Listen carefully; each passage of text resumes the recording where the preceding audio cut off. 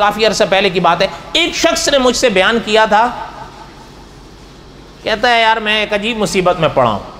میں کہا کیا ہوا؟ یہ آپ کو سچا واقعہ بتا رہا ہوں کہ مجھے یار کچھ پیسوں کی ضرورت پڑی تھی، بہت پرانی بات ہے یہ۔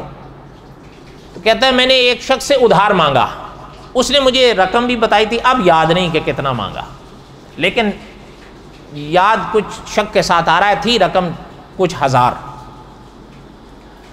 کہتا ہے یار میں تو پھنس گیا۔ میں کہا کیوں؟ کہتا ہے وہ مجھے دے تو گیا، جاتے وقت اس نے کہا بھئی یہ تم رکھ لو، ادھار ہے، جب ہو دینا مجھے دے دینا، اور ایک کام یہ کر لینا بھئی چلو جب تک نہیں ہے نا تو ہر مہینے مجھے 100 روپیہ دیتے رہنا، جب آ جائیں گے تو سارے دے دینا،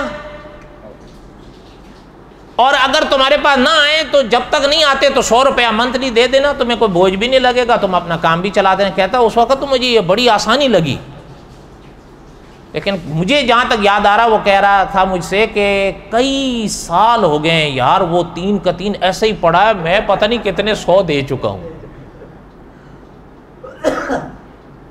حالانکہ ایک بات یاد رکھیں، میں یہ نہیں کہتا کہ آپ ایسا کرتے ہوں گے، اللہ نہ کرے کوئی یہ کرے، یہ بڑی جس ظاہر بات ہے، آپ جانتے ہیں اس کو کیا کہتے ہیں، یہ ایک ایسی مصیبت ہے کہ علماء نے لکھا ہے آپ صلی اللہ علیہ وسلم کے فرامین کی روشنی میں کہ اس بلا کا ادنا گناہ، حدیث شریف میں فرمایا گیا اس بلا کا ادنا گناہ ایسا ہے جیسے کوئی شخص اپنی ماں کے ساتھ زنا کرے۔ ادنا یعنی یہ ادنا ہے۔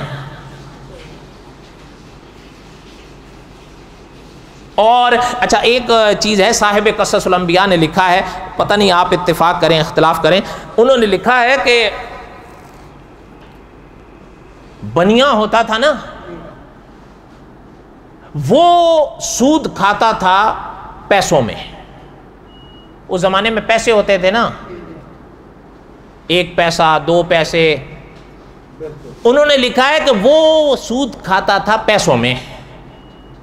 اچھا اب صاحب قصص الانبیاء نے یہ لکھا ہے کہ اب ہمارے جو آئے ہیں یہ سود کھاتے ہیں سینکڑوں میں۔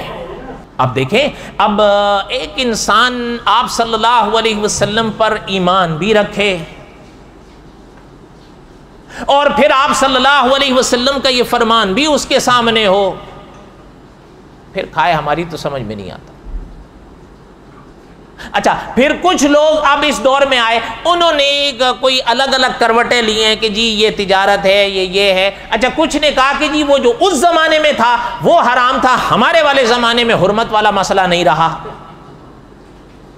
ایک شخص گزرا ہے، کچھ عرصہ پہلے کی بات ہے، اس نے ایک بات لکھی اور یہ کتابوں میں لکھی ہوئی ہے، اس نے لکھا ہے کہ آپ صلی اللہ علیہ وسلم کے زمانے میں سور حرام تھا، کہتا ہے اب یہ حرمت باقی نہیں ہے۔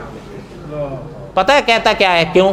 آگے اس نے لکھا ہے، کہتا ہے اصل میں اس زمانے میں جو سور ہوتے تھے وہ گندے رہتے تھے، گندگیاں کھاتے تھے، ان کی صفائیوں کا کوئی اہتمام نہیں ہوتا تھا۔ اب تو جو سور پالے جا رہے ہیں ان کے تو بال پر بھی دھول نہیں آنے دی جاتی، اس لیے وہ گندگیاں نہیں رہیں تو اب وہ حرمت بھی نہیں رہی، تو میں نے کہا کھاؤ پیو۔ اس لیے اکابر نے لکھا یہ سب کہنے کی باتیں ہیں، سور ویسے ہی حرام ہے جیسے تب تھا، اور سود ویسے ہی حرام ہے جیسے تب تھا، اور یہ بلا تھوڑی آئی یا زیادہ ہے اس کو نکال دیا کرو، اور یہ آپ کے اور میرے اکاؤنٹ میں بھی آ جاتی ہے، کبھی کبھی ہمیں نہیں بھی پتا ہوتا آ جاتی ہے، لیکن اگر آپ تحقیق کریں تو پتہ چل جاتا ہے۔ اس لیے یہ بلا آئے تو اس سے ہٹاؤ۔ ایک عام طور پر لوگ پوچھتے رہتے ہیں نا یہ حرام کیوں ہے، تجارت حلال ہے، یا تجارت میں انسان یہ باتیں سب آپ نے سنی ہوں گی یا اکثر لوگ کہتے رہتے ہیں۔ یہ آپ صلی اللہ علیہ وسلم کے زمانے کے لوگوں نے بھی کہا تھا کہ جی تجارت میں بھی تو پیسہ بڑھتا ہے اور سود میں بھی تو پیسہ بڑھتا ہے یا نہیں؟ تو پھر جوئے میں گھٹتا ہے، کبھی کبھی تو اس میں بھی بڑھ جاتا ہے یا نہیں بھائی؟ یہ تو کوئی قاعدہ نہیں ہے نا، لیکن اللہ ذوالجلال والاکرام نے ان کو عقلی جواب نہیں دیا، اللہ کی شان ہے۔ بس اللہ نے فرمایا میرے نبی ان سے کہہ دو تجارت کو ہم نے حلال قرار دیا، سود کو حرام قرار دیا۔ بات ختم ہو گئی۔ علماء نے لکھا ہے یہاں سے یہ بات پتہ چلی ہے کہ کچھ باتیں یا کچھ حکم کے راز یا حکمتیں میں اور آپ نہ جانیں تو حکمتوں میں نہیں رکنا ہے کہ بھئی پہلے پتہ چل جائے کیا وجہ ہے، نہ، حکم آ گیا ہے تو عمل کرنا ہے۔